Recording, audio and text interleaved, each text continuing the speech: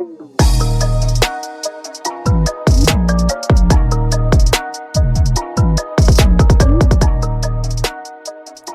back to Mama Mystery. I am your host, Kelly. And I am your co-host, Austin, and I'm back.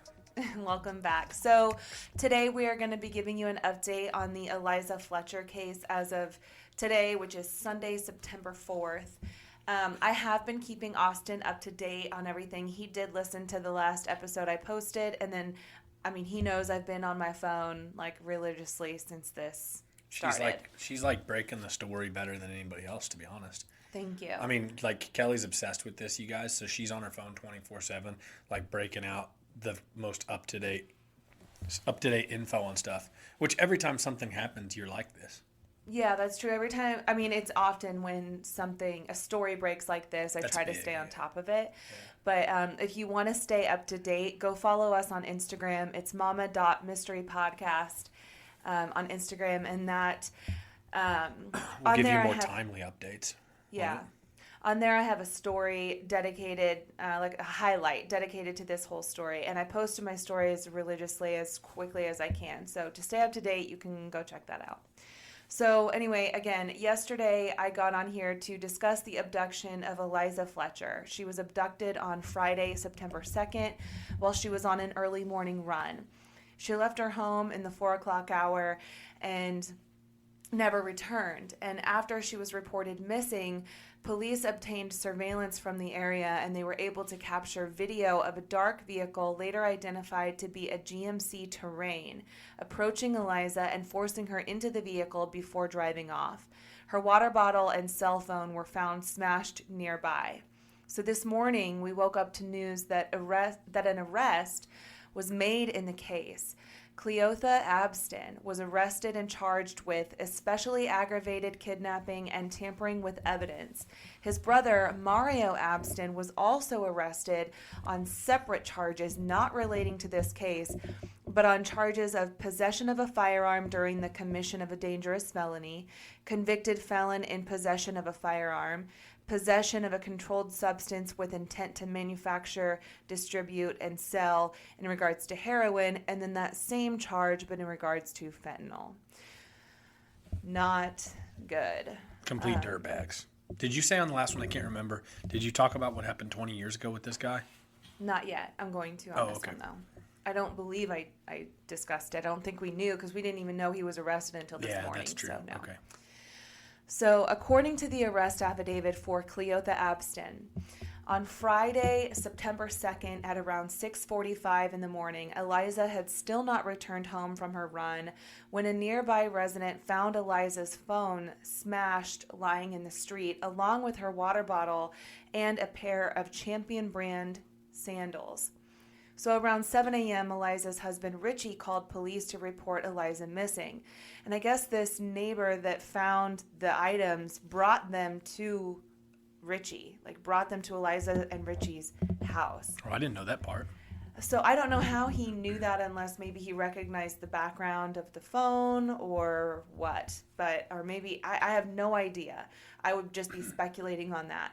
But after he found them, because he found them at 6:45, and I just thought that was interesting because then at 7, her husband Richie called the police to report her missing. So police were able to quickly locate surveillance video that showed Eliza on her run, and then as she's running, she's being passed by a GMC Terrain, a dark-colored Terrain. The Terrain was seen passing Eliza and then coming to a stop and waiting for her to run back by. And once she got closer, a man got out of the Terrain, aggressively ran up to her, and forced her into the passenger side of the vehicle after a brief struggle. The struggle was apparently violent enough for the man to lose his shoes in the fight, and then he left those shoes at the scene. The vehicle then sat in the parking lot for about 4 minutes before driving off. Worth noting is that the 24 minutes prior to the abduction, the same vehicle was seen in the area as if maybe he was casing the neighborhood or waiting for someone to attack. The same day, police took the sandals, to the TBI to be tested for DNA, and they were able to find a profile matching that of Cleotha Abston. So since Cleotha was, and I don't know if I'm pronouncing that right, Cleota, I don't know, it's a weird name regardless. I don't think he really deserves any respect anyway, so. Yeah. So anyway, he already had a criminal record, so his DNA was listed in CODIS, and that is why investigators were so quickly able to find a match. And his DNA was already in CODIS because in 2000, Cleotha attacked a man named Kemper Durand. Kemper was walking to his car after a party at about 2 o'clock in the morning when Cleotha walked up behind him, pulled a gun on him, took his wallet, and then forced him into the trunk of his own car.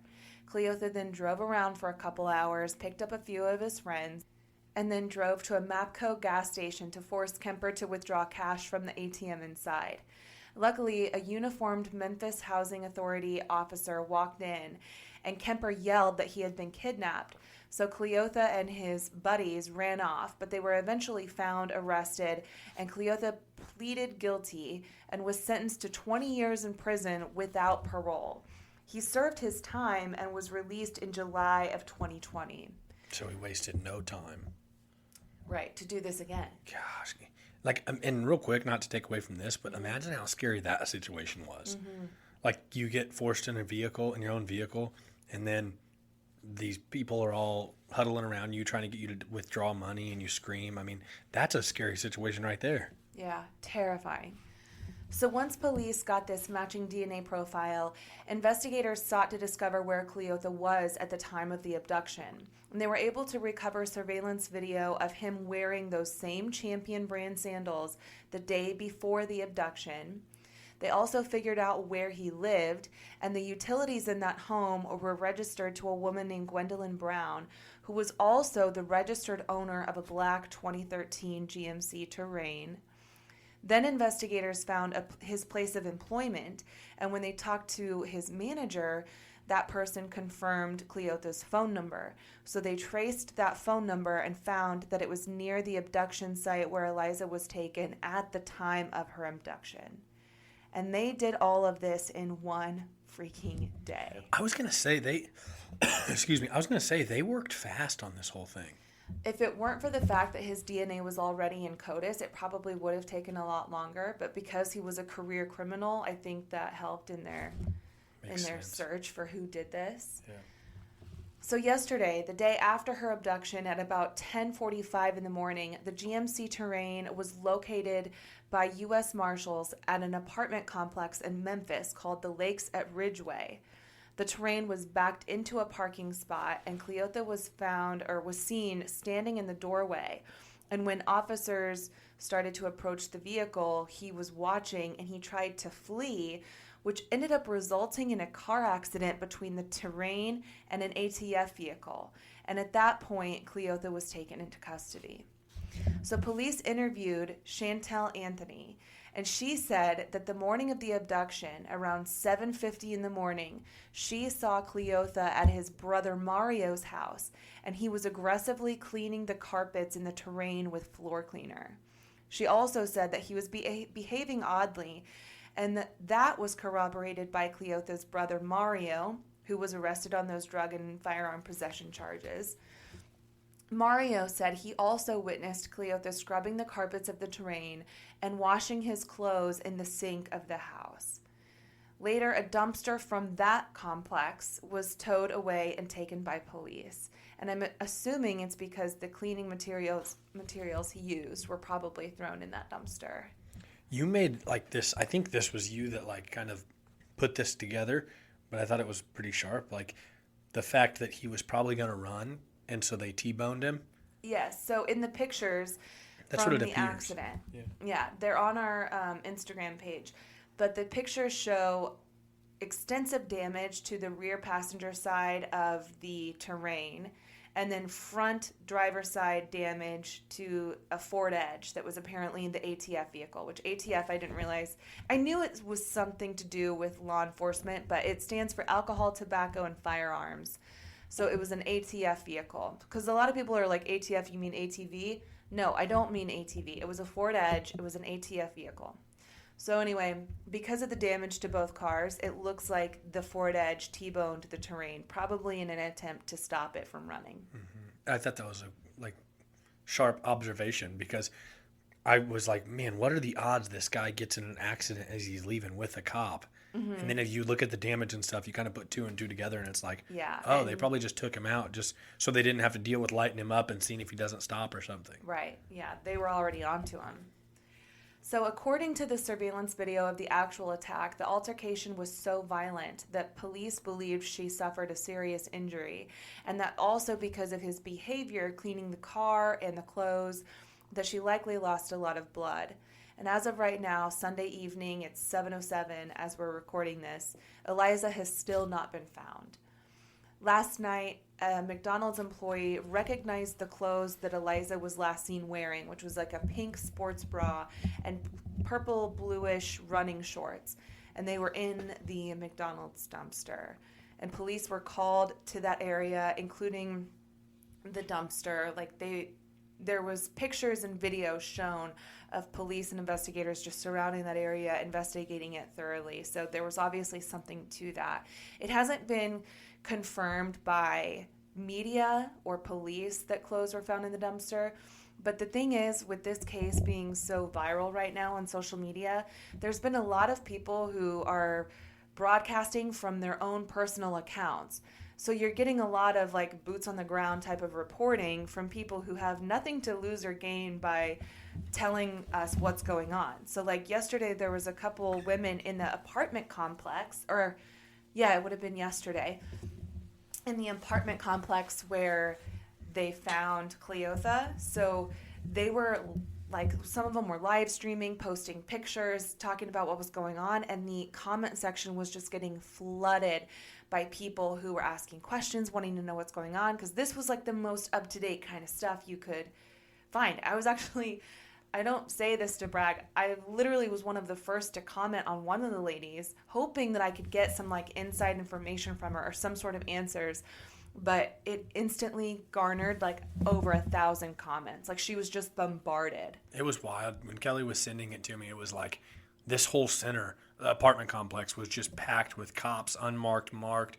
Yeah, I mean, SWAT team. And there was rumors going around that they were going to search every single unit. Yeah, so some of the residents in the apartment complex said that they were going door to door trying to search every unit. Mm-hmm. So her family recorded a video pleading for help in the search of Eliza, and they were begging for her safe return. Michael Keeney, who is Eliza's uncle and an attorney, read the statement for the family while her parents, her husband, and another relative, I'm not sure who that guy was, but they all stood at Michael Keeney's side. And they all looked exhausted, shocked, totally distraught. And Devastated, I've seen a lot of people attack the appearance of Eliza's husband, Richie, because in the video, he's kind of fidgety and he's actually the only one who appears to be crying.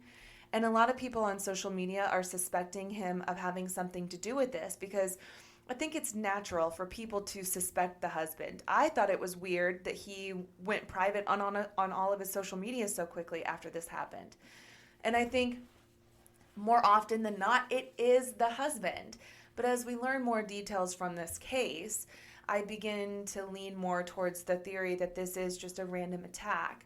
However, get this, Mike Keeney, the uncle of Eliza, who read that statement for her family, is an attorney who works with Kemper Durand, the guy that Cleotha attacked in 2000. No way. Yeah, Kemper Durand is Just an got attorney. the goosebumps. No way. Yeah, he is an attorney who works in the same law office.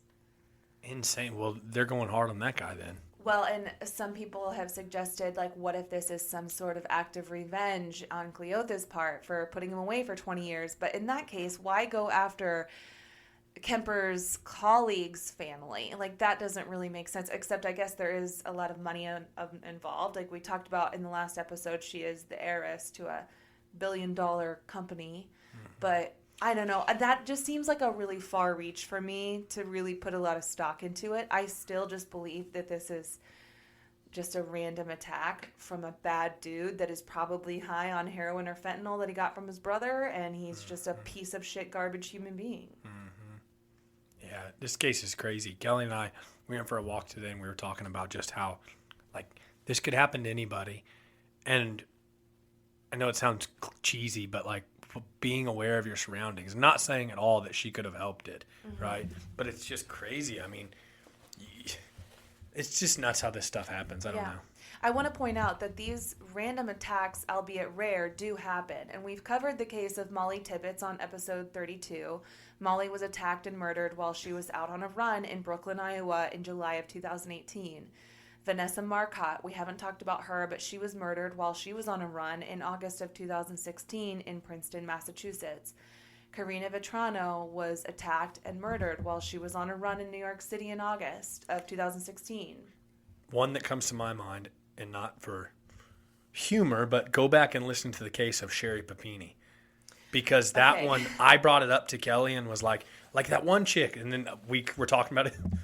I keep coughing, sorry. It's okay. This episode about Sherry Papini. Like, if you haven't heard that one, go listen to it. I do not think that's what this is. No, not at all. I'm not saying that. Yeah. It's just interesting because it's such twists and turns, and that story goes like a 180 from what you think's happening.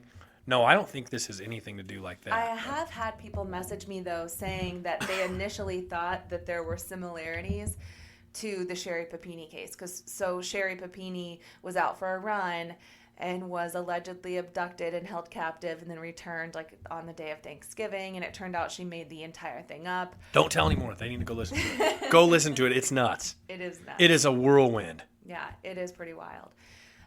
Sierra Joggin was also another story that we covered.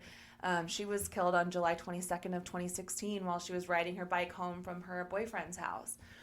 And I'm pointing these out to say that these things do happen. And it's not always, I know it often is the husband, but it's not always the husband. And this isn't. I'm pretty damn confident, aren't you? The more I learn, the more confident I am that he didn't have anything to do with it. And I think it's just sensational, and that's why people grab onto that theory. But I don't know. I'm leaning away from that. So I was scrolling on Eliza's Facebook page, and I noticed a post where she was asking her friends for some true crime podcast recommendations. Perhaps she has listened to stories like Molly's, Sierra's, Karina's, or Vanessa's, and never in a million years imagined that she would be the subject of a true crime episode on a true crime podcast. And it just goes to show that things like this can happen to anyone, and you never think it's going to be you until it is. And I know a lot of our listeners are runners, and I know this case is hitting home for a lot of you. And a lot of us can relate to Eliza because she's 34. She's a young mom of 2 boys. She's active in her church. She's a teacher of young kids. She is one of us, you guys. And I know the outcome here doesn't look good, but it's not over till it's over, so please keep praying for her. And just some tips for safe running. If you can, run with a friend and try not to run alone. Tell someone where you intend to go on for your run. Carry mace with you if you can. If you have a key, hold it in your fist with the sharp end of the key sticking out between 2 fingers so that if you have to land a punch on someone, the key does some extra damage. Stay alert. Run without headphones so you can hear what's going on around you. Don't always run the same route. Change it up so if someone is following you and keeping track of your schedule, your routine won't be as predictable. And trust your gut. If something or someone seems off, call 911 immediately. We will be back with updates as they develop for this case, so continue to listen. I'll try to post them as often as possible. Follow us on Instagram. That's where I post most frequently. Until next time. Mama. Mystery out. Bye.